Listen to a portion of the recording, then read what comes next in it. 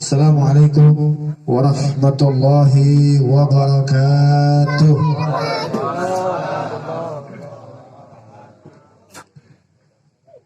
Lemas amat jawab salamnya. Gara-gara corona. Jangan khawatir. Habis corona Corolla. Habis Corolla Toyota Kijang Innova. Saya ulang, yang jawab salam saya doakan panjang umur, sehat walafiat, lunas hutangnya. Ketahuan banyak hutang semua. Meninggal dunia husnul khatimah, masuk surga bersama Nabi Muhammad. Assalamualaikum warahmatullahi wabarakatuh.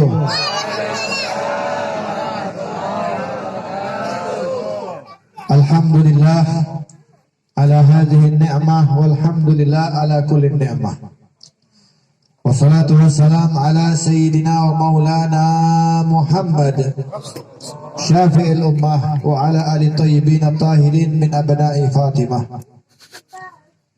Rabbi shrah li sadri wa yassir li amri wahlul 'uqdatam min lisani yafqahu qawli, amma ba'd. Ikuti setelah saya. Astaghfirullahal azim semua.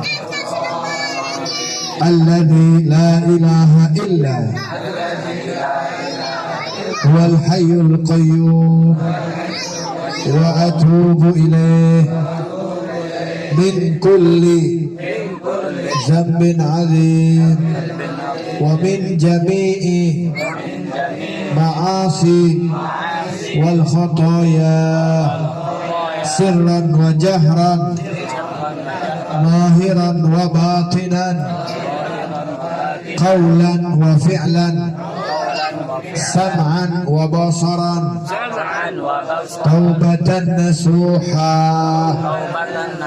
la ilaha illallah semua la ilaha illallah la ilaha illallah Muhammadur Rasulullah sallallahu alaihi wasallam. Kalimatu haqqin 'alaiha nahya wa 'alaiha namut wa 'alaiha nub'atsu insyaallah ta'ala minal aminin. Amin ya rabbal alamin.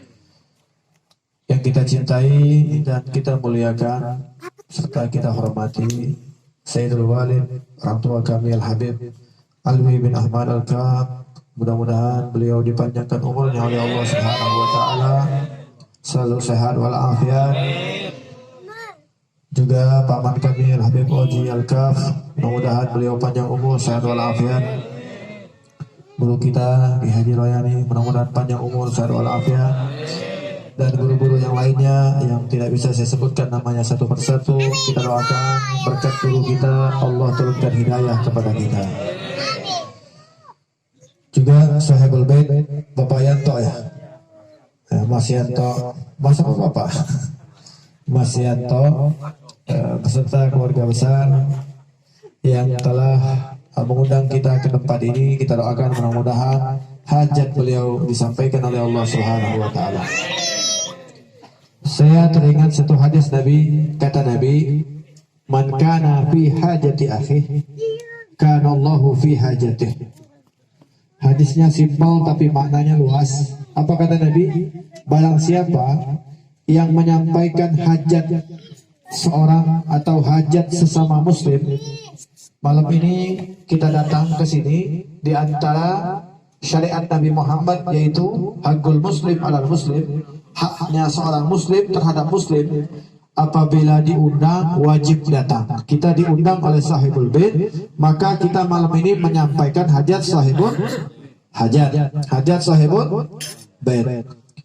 Artinya saat kita datang ke sini menyampaikan hajat Sahibul Bait, kata Nabi, bukan kata saya, man kana fi hajati akhi, siapa yang menyampaikan hajat saudaranya, kanallahu fi hajatih, maka Allah akan menyampaikan hajatnya pula. Kita datang ke sini menyampaikan hajat Sahibul Bait, pulang dari sini mudah-mudahan hajat-hajat kita disampaikan oleh Allah Subhanahu wa taala. Saya mau nanya, semua yang datang punya hajat tidak? Punya. Kalau nggak punya berarti pengen mati ya. Semua manusia pasti punya hajat, pasti punya keinginan, pasti punya kemauan. Maka dari itu sering-seringlah kita saling berkunjung, saling silaturahmi. Alhamdulillah ya, kita malam ini bisa duduk sama-sama. Kemarin kita dikekang, kemarin kita dilarang, kemarin tidak boleh kumpul sama-sama, betul tidak? Kemarin tidak boleh, bahkan sholat Jumat pun dilarang. Masya Allah, sholat Jumat dilarang, berjamaah dilarang, kemudian ke pasar boleh. Siapa bilang dilarang? Pasar buka. Artinya kita sebagai hamba Allah harusnya berpikir, kenapa saat ini, hari ini, dalam 1 bulan, 2 bulan, 3 bulan ini kita dipersulit untuk melakukan kegiatan-kegiatan sehari-hari kita, bahkan sampai melangkahkan kaki ke masjid dilarang. Melanggar tangkap. Tapi pada saat ini kenapa di antara kita masih menyalahkan satu dengan yang lainnya? Ini salah si ini salah pemerintah, ini salah si fulan. Ini berbahaya. Karena selama ini yang perlu kita perhatikan, Allah Subhanahu wa taala artinya saat ini sedang menghina kepada kita. Allah hina kita tanpa kita sadari. Mekah katanya ditutup saat ini tahun haji. Allah hinakan, dan ini pelajaran buat kita. Allah sudah menghinakan kita, artinya itu ada salah. Kita punya salah, kita punya masalah. Masalah yang selama ini adalah bagaimana kita setiap hari makin lupa kepada Allah Subhanahu wa taala. Sibuk ngurusin orang lain. Si fulan salah, ini salah, si dia salah. Sementara hari-hari kita banyak sekali melakukan kesalahan. Itu yang perlu kita introspeksi diri. Makanya Allah menginginkan kebaikan untuk kita. Allah suruh kita duduk di rumah supaya kita berpikir, kemana kaki kita melangkah, ke tempat yang baik atau bukan, atau apa saja yang kita lakukan. Mudah-mudahan kita berharap ya kecemasan ini, kekhawatiran ini secepatnya diangkat oleh Allah Subhanahu wa taala, sehingga kita bisa duduk bareng-bareng lagi, ngaji bareng-bareng lagi, taklim bareng-bareng lagi, silaturahmi seperti ini. Mudah-mudahan secepatnya semua wabah-wabah penyakit ini diangkat oleh Allah Subhanahu wa taala. Amin ya rabbal. Ma'asyiral muslimin wal muslimat rahimakumullah. Kita sudah jelas datang ke tempat ini, tujuan kita cuma satu, menyampaikan hajat saudara kita. Karena ini adalah salah satu syariat dari Nabi Muhammad SAW. Maka malam ini mungkin saya tidak akan berpanjang lebar, ya, karena kita udah tahu tujuan kita di sini menghadiri daripada insya Allah besok akan diadakan walimah, ya walimah besok ya. Nikahnya besok, jadi malam ini kita ibadah dulu. Malam ini kita ibaratnya kalau kita mau beribadah, mengerjakan satu ibadah, sebaiknya kita bersihkan dulu kita punya hati, bersihkan dulu kita punya jasmani dan rohani. Supaya apa? Supaya diturunkan rahmat oleh Allah Subhanahu wa taala. Malam ini, tempat ini saya yakin Allah turunkan rahmat. Kenapa? Karena malam ini tadi sudah jelas kita baca Yasin, baca tahlil, zikir tahlil, kemudian ditambah lagi baca Maulid Nabi Muhammad SAW, Sibtul Turar, kemudian ada lagi qori firman Allah. Masya Allah, dikatakan inda zikrus salihin tatanazzalur rahmah. Menyebut nama orang soleh saja Allah turunkan rahmat, apalagi tadi kita menyebutkan bukan orang soleh, pimpinan manusia yang paling soleh, junjungan kita Nabi besar Muhammad SAW. Maka wajib rahmat tersebut akan diturunkan oleh Allah. Dikatakan kita nyebut orang-orang soleh, ya. Kita sebutkan ini Syekh Abdul Qadir Jailani, orang soleh nih misalnya, Allah turunkan rahmat.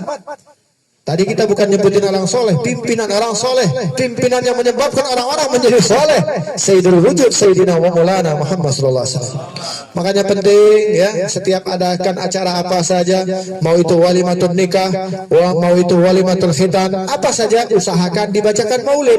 Supaya apa? Supaya diturunkan rahmat oleh Allah Subhanahu wa taala. Kalau sudah rahmat turun, alhamdulillah. Yang sakit bisa jadi sehat, betul enggak? Yang kantongnya kering, mudah-mudahan pulang dari sini basah. Aminnya kencang tuh. Yang amin kencang berarti kering benar kantongnya itu. Kita berharap, karena kita mau datang ke siapa lagi kalau bukan kepada Allah. Nah, di sini saya akan berpesan khususnya buat diri saya dan umum buat yang hadir. Ayo kita introspeksi diri kita, perbaiki keadaan kita, makin hari makin bagus, makin baik di dalam kita menjalankan syariat yang diajarkan oleh Nabi sallallahu alaihi wasallam dan menghidupkan syariat Nabi kita, Nabi besar Muhammad sallallahu alaihi wasallam. Kalau kita berbicara tentang pernikahan, tadi sudah dibuka oleh guru kita tentang ayatnya tentang pernikahan, maka di sini saya mengambil satu kejadian yang dilewati oleh seorang ulama kita yang berada di kota Madinah. Beliau bernama Al-Habib Zain bin Ibrahim bin Smith, ya. Ulama yang masih hidup di kota Madinah. Masya Allah. Ya. Kemarin waktu kita umrah ya sama ini juga ya. Pak siapa namanya? Lupa. Pak Muan ya. Pak Muan sama Walid waktu itu ke Mesir ya. Waktu kita ziarah ke Habib Zain, Masya Allah, orang-orang saleh. Kita ziarahnya ke tempat beliau itu susah, nggak semua orang bisa mampir. Waktu itu saya cuma berdua, dapat kesempatan cuma berdua sama Habib Ja'far, adik. Masuk lagi kita ke sana. Sampai di rumah Habib Zain nunggu jam setengah 11 malam baru keluar beliau turun. Ini orang-orang saleh begitu. Begitu dia turun, saya bilang sama Habib Ja'far, Habib ayo kita salaman. Habib Ja'far duluan salaman. Orang yang nunggunya banyak satu ruangan itu. Kurang lebih 10 sampai 15 orang kalau tidak salah. Begitu Habib Ja'far berdiri salaman, kata Habib Zain, tahu nggak apa? Indonesia. Baru nyentuh tangan tahu dia dari Indonesia. Saya salaman Indonesia. Samping saya salaman Mesir. Sebelahnya lagi Syria. Sebelahnya lagi disebut semua. Cuma dengan pegang tangan dia tahu dari mana sumbernya datangnya orang-orang. Masya Allah. Zaman sekarang masih kita ketemu sama orang-orang soleh seperti ini. Hati kita itu dibaca semuanya. Kita punya hajat pengen doa begini udah didoain duluan sama beliau. Masya Allah. Kita akan mudah-mudahan beliau panjang umur. Amin ya Rabbal. Beliau mengatakan waktu itu pernah terjadi pernikahan di antara murid-murid beliau. Makanya sebelum pernikahan beliau nanya dulu sama muridnya. Nah, sekarang saya tanya sama semua yang hadirin ya.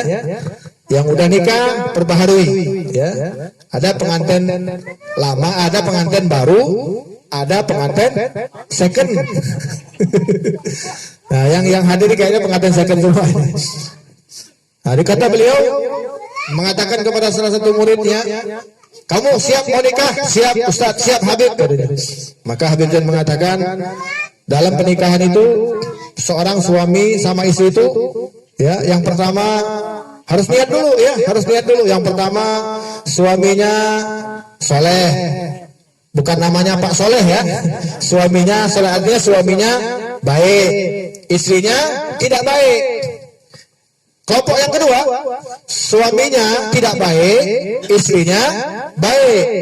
Kelompok yang ketiga, suaminya baik, istrinya baik. Kelompok yang keempat, suaminya tidak baik, istrinya tidak baik. Kira-kira pilih yang kelompok yang mana kira-kira? Sinyalnya belum kencang ya. Ini sinyalnya masih gondrong. Saya ulang ya. Kelompok yang pertama, suaminya baik, istrinya tidak baik.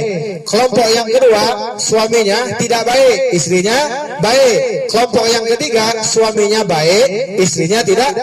Suaminya baik, istrinya baik. Kelompok yang keempat, suaminya tidak baik, istrinya tidak baik. Kelompok yang mana kira-kira dipilih? Hah?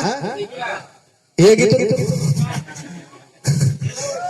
Harus dari sekarang. Nah, yang baru mau nikah harus dari sekarang diniatkan. Yang pengantin second rubahlah sekarang niatnya ya. Minta sama Allah jadilah orang yang baik, suaminya baik, istrinya baik. Maka dari itu diajarkan seperti itu. Para ulama-ulama kita terdahulu mengajarkan kepada kita sebelum melangkahkan apa saja sesuatu yang baru harus dilanjutkan dengan niat terlebih dahulu. Nah, silakan yang mau tulis silakan ditulis ya.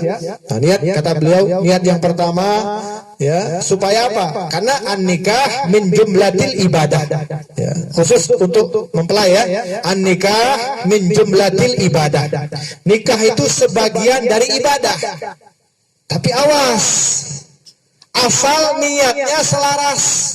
Tapi kalau niatnya salah, maka nikah tersebut tidak mendapatkan faedah, tidak mendapatkan pahala. Ada orang niat nikah, mau nikah supaya kaya raya, banyak. Dia cari istri yang kaya raya, tinggal duduk di rumah, ya kan, dapat duit ngalir terus. Ada lagi yang cari hanya untuk senang-senang, istrinya cantik, maka dari itu rubahlah niat seperti ini. Yang udah nikah atau yang belum nikah, rubah niat. Yang pertama, ya, supaya nikah tersebut menjadi ibadah di hadapan Allah Subhanahu wa taala. Yang pertama adalah dengan nikah kita menjadi hamba Allah yang bertakwa kepada Allah. Maksudnya apa? Orang kalau udah nikah itu nggak ragu-ragu biasanya ibadah. Kalau belum nikah ibadahnya ragu-ragu biasanya. Orang yang kalau sudah nikah, ya, kata Nabi, bukan kata saya.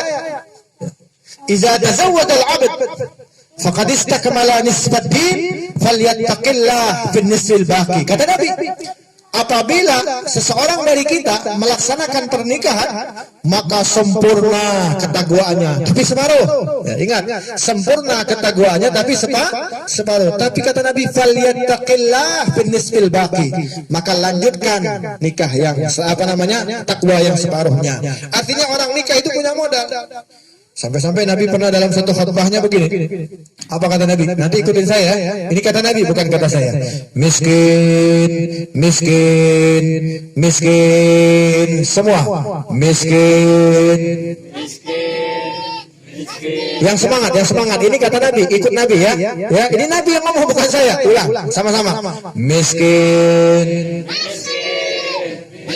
Sampai salah marwah 3 kali. Nabi biasanya kalau ngucapin sampai 3 kali ada makna-makna tertentu, sehingga sahabat bertanya, ya Rasulullah, siapa yang miskin ya Rasulullah? Ini sahabat bertanya, maka kata Nabi, siapa yang miskin? Alladzi lamma yatazawwad. Orang yang belum kawin, belum nikah, itu orang miskin. Ada di sini, ada? Ada di sini orang miskin? Kesian deh lah. Yang ngomong bukan saya, Nabi. Nabi sampai mengulang-ulang 3 kali. Maksud miskin di sini, Bapak Ibu yang dirahmati oleh Allah, bukan miskin harta, bukan. Orang yang nikah Allah kasih modal. Modalnya apa? Separuh takwa. Artinya kalau dia melaksanakan pernikahan sesuai dengan syariat Nabi, ngikut apa yang dikatakan oleh Nabi, ya, niatnya dirubah semuanya, ya, maka dia sudah mendapatkan modal dari Allah, yaitu separuh ketakwaan. Apa kata Nabi? Falyattaqillah fin nisfil baqi. Lanjutkan yang separuhnya. Orang yang belum kawin gak dapat modal, belum ada modal takwa. Maka dari itu kita berharap mudah-mudahan yang jomblo cepat-cepat dapat jodoh. Amin ya Rabbal. Ini yang ngaminin yang sudah kawin berapa kali. Ma'asyiral muslimin wal muslimat rahimakumullah. Kalau kita berbicara tentang takwa panjang, malam ini waktunya nggak akan cukup ya. Takwa itu definisi semua yang kita pahami adalah melaksanakan perintah Allah, menjauhi segala larangan. Tanya pada diri kita, udah takwa belum sama Allah? Bapak-bapak yang pakai peci, pakai kopiah ini udah takwa belum sama Allah? Takwa belum? Pakaian udah, betul nggak? Pakaian udah, pakaian tak, hatinya meneketehe. Karena tidak ada yang tahu. Casing boleh bagus, casing boleh bagus, tapi dalaman jeroan nggak ada yang tahu. Contoh ya, ada orang pakai dasi, bawa mobil Mercy, ini misalnya pakai dasi, bawa mobil Mercy, nggak taunya korupsi, akhirnya tinggalnya di Bui, penjara. Ada orang berpakaian compang-camping, nggak taunya dia wali Allah, banyak. Kita nggak tahu, makanya dari itu nggak usah ngurusin orang, urusin saja diri kita. Kita hari ini sudah sampai di mana? Salat kita apakah sudah benar? Puasa kita apakah sudah benar? Alhamdulillah, Ramadan mendidik kita, Pak. Ramadan mendidik kita istiqamah, betul tidak? Ramadan mendidik kita biasa bangun malam, betul tidak? Coba kalau Ramadan ada anak-anak bangunin malam jam 2, sahur, kita yang bangun bahagia tidak? Bahagia tidak? Bangun sahur senang tidak? Senang tidak? Yang ngebangunin kita ucapkan terima kasih tidak? Nanti malam jam 2 ada yang bangunin sahur, senang tidak? Hah? Kurang ajar. Anak siapa ini jam 2? Betul nggak? Kita bahagia, dibangunin malam bahagia, senang. Itu didikan dari Allah supaya kita sadar. Tapi kita nggak sadar.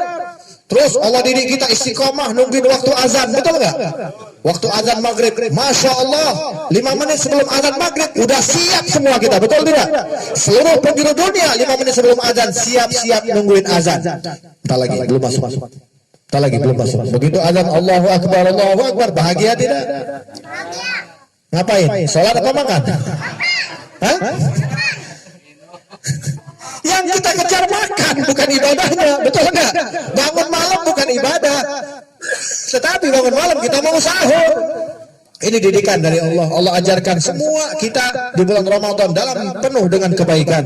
Maka sadarlah kita, 1 bulan dapat didikan dari Allah, 11 bulan kita belajar istiqamah, setidaknya salat tepat insya. Kemudian niat yang kedua. Niat yang kedua ya, ingetin, yang pertama melakukan nikah karena takwa, supaya kita nggak khawatir, nggak syak, nggak ragu-ragu. Supaya apa? Supaya kita ibadah itu tentram, supaya kita nyari nafkah enak, ada tujuan. Kalau yang belum nikah dapat duit bingung mau dikemanain duit. Tapi yang udah nikah walaupun dapatnya sedikit berkah, kemudian diberkahi oleh Allah Subhanahu. Kita lihat, ada orang gajinya besar, ada orang gajinya kecil, sama-sama makan, betul nggak? Sama-sama jalan-jalan, betul nggak? Yang banyak duit mungkin jalannya ke tempat yang mahal-mahal, yang duitnya sedikit jalan-jalan juga. Artinya di situ Allah letakkan kebahagiaan di dalam hati bagi mereka yang sudah menikah. Disinilah di antara kehidupan yang betul-betul mendapatkan yang ikutin syariat Nabi, dia pasti akan mendapatkan kebahagiaan daripada Allah Subhanahu wa Ta'ala. Yang kedua, niat yang kedua, melaksanakan pernikahan dengan niat menghidupkan sunnah Nabi Muhammad sallallahu alaihi.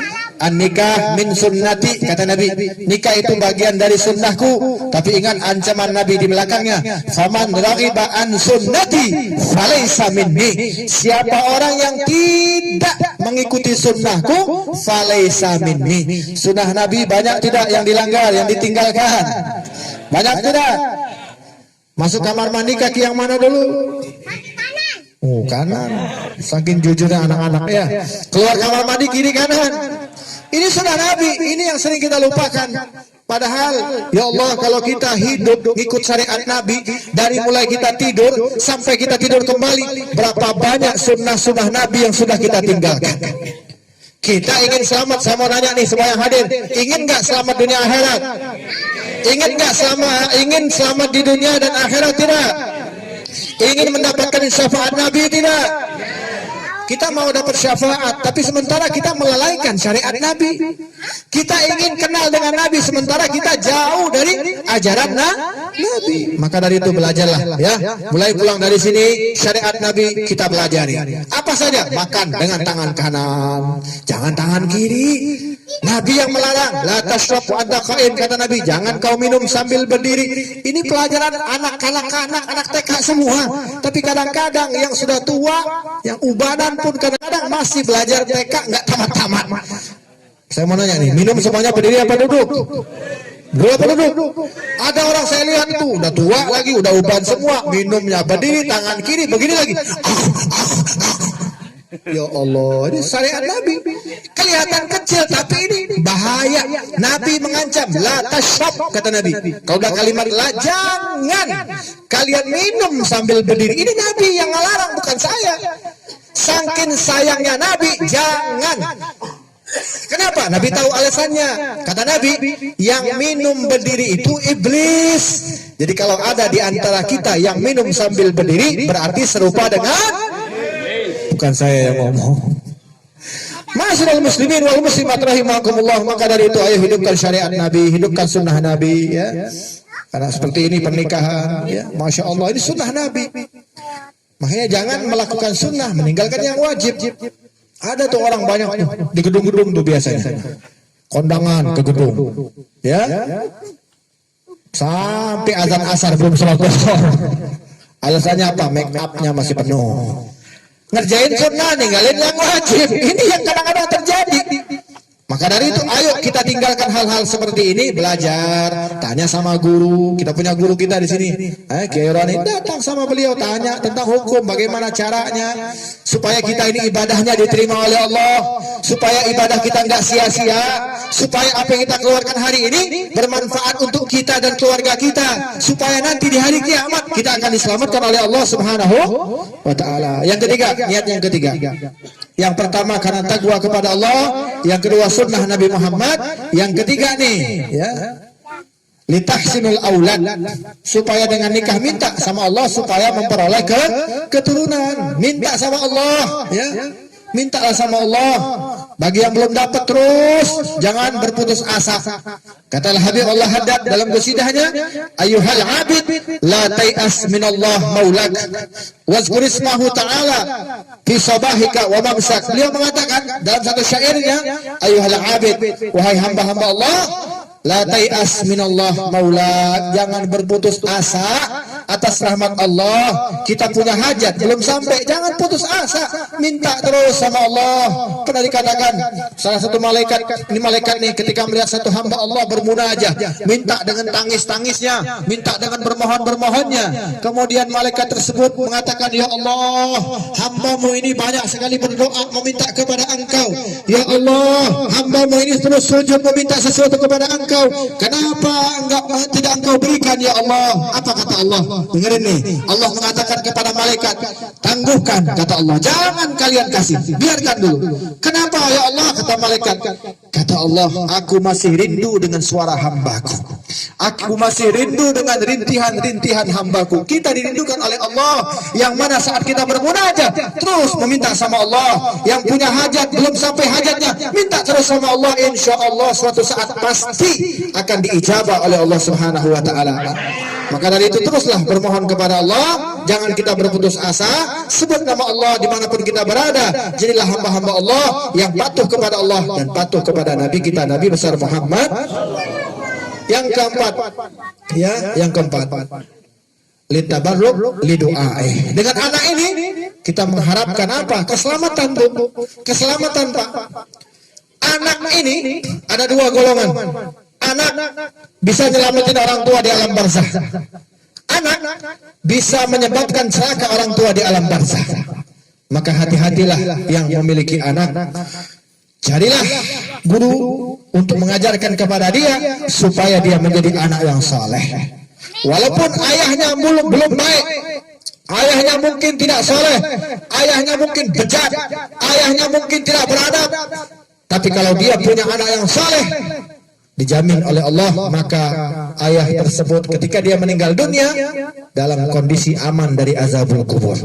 Tapi sebaliknya, orang tuanya rajin ibadah, orang tuanya rajin hadir majelis, tapi anaknya bermaksiat kepada Allah, saat nanti dia di alam barzah dilaknat oleh Allah Subhanahu wa taala. Pelajaran untuk saya. Saya dulu pernah diundang di Bandung dulu, udah lama. Puluhan tahun yang lalu, saya diundang ceramah di Bandung. Sebelum saya tinggal di Bandung, saya ditaruhkan di satu tempat rumah. Begitu masuk azan maghrib, ya, kata sahibul bait sama istrinya, Bib, silakan istirahat di kamar. Habib kan sholatnya jamaah, ya. Saya sama istri saya mau ke masjid. Senang hati saya, ya Allah, Engkau taruh saya di tempat yang baik. Suami istri sholat tepat waktu di masjid. Masya Allah. Begitu saya mau istirahat rebahan, capek dari Tangerang jauh saat itu. Gak kayak sekarang ada tol Cipularang, dulu gak ada. Saya capek istirahat, tiba-tiba terdengar itu suara laki-laki perempuan bermain-main di ruangan tengah. Mungkin saya pikir ini anaknya, mungkin anaknya pulang. Karena memang dia punya anak perempuan, punya anak laki-laki. Ternyata anak laki-lakinya pulang bawa perempuan, kawannya. Gak lama dari situ adiknya laki-laki juga begitu, yang SMP bawa lagi perempuan. Mainlah mereka di rumah nyanyi-nyanyi. Orang tuanya ke masjid, anaknya maghrib nyanyi-nyanyi di dalam rumah. Kumpul bukan dengan mahrimnya. Masya Allah, inilah yang namanya akhir zaman. Inna lillahi wa inna ilaihi raji'un. Ada lagi yang lebih parah. Ketika anak perempuannya didatangi oleh laki-laki, ibu bapaknya ngucapin, alhamdulillah anak saya laku. Ada nggak yang kayak begitu? Saya pernah dengar. Pada belum sah, belum halal, dibiarkan laki-laki masuk ke rumahnya, duduk berduaan malam mingguan, jam 9, jam 10. Masya Allah, lampunya digelapin lagi. Inna lillahi wa inna ilaihi raji'un. Ingat bapak-bapak ibu yang dirahmati oleh Allah, niatlah dari sekarang supaya dapat anak, menjadi anak yang saleh, menjadi anak yang soleha, supaya kita diselamatkan oleh Allah Subhanahu wa taala, selamat di alam barzakh dan dimasukkan ke dalam surganya oleh Allah Subhanahu wa taala. Amin ya rabbal. Bahkan terakhir dari tausiah saya dikatakan ketika semua orang udah masuk dalam surga, ada satu orang ini masuk surga nih dia. Sampai di surga, ini orang udah menemukan kenikmatan. Mudah-mudahan semua yang hadir masuk surga. Amin. Ya Rabbal. Ketika di dalam surga tersebut, ternyata surga itu ada lantai 1, lantai 2, ya ada tingkatan. Surga itu ada tingkatan. Ada 1, 2, 3 dan seterusnya. Kemudian Allah panggil satu hambanya. Irqa fid darajah, kata Allah. Hamba ini yang sudah di surga, Allah panggil, naiklah kamu ke derajat yang lebih tinggi. Orang ini bingung, ya Allah, aku sudah masuk surga, aku sudah nikmat di sini, apakah bisa naik lagi ke derajat yang lebih tinggi? Bima ya Rabb, dengan apa caranya ya Allah? Dengerin nih, Allah yang berfirman bukan saya. Apa kata Allah? Bidu'ai waladikala, dengan doa anak engkau bisa naik ke derajat yang lebih tinggi. Udah masuk surga, bisa naik lagi ke tingkat yang lebih tinggi. Ketika kita meninggal dunia, meninggalkan anak-anak yang soleh dan soleha, maka niatlah minta sama Allah supaya kita nanti wafat meninggal dunia, anak-anak kita menjadi anak-anak yang soleh dan soleha, yang pandai membaca doa, yang pandai membaca Al-Quran. Amin ya Rabbal. Karena zaman sekarang orang-orang kadang-kadang salah mereka menganggap orang tua yang berhasil adalah orang tua yang ketika meninggal anaknya profesor, doktor dan lain sebagainya. Orang tua yang berhasil adalah ketika dia meninggal dunia, anaknya menjadi anak yang soleh dan soleha. Itulah orang tua yang berhasil di dunia dan berhasil di akhirat. Semoga Allah Ta'ala panjangkan umur kita, panjang umur dalam taat kepada Allah, dan kita berharap mudah-mudahan kita diwafatkan dalam keadaan husnul khatimah, meninggalkan anak-anak yang soleh dan soleha. Amin ya rabbal alamin. Rabbana hab lana min azwajina wa dzurriyyatina wa qurrata a'yun waj'alna lil muttaqina imama. Rabbana atina fid dunya hasanah wa fil akhirati hasanah wa qina adzabannar wa qina adzabannar wa qina adzabannar wa dakhilna al jannata ma'al abrar ya aziz ya ghafar ya rabbal alamin. Wa sallallahu ala sayyidina Muhammad wa ala alihi wa sahbihi wasallam walhamdulillahi rabbil alamin. Wassalamualaikum warahmatullahi wabarakatuh. Waalaikumsalam.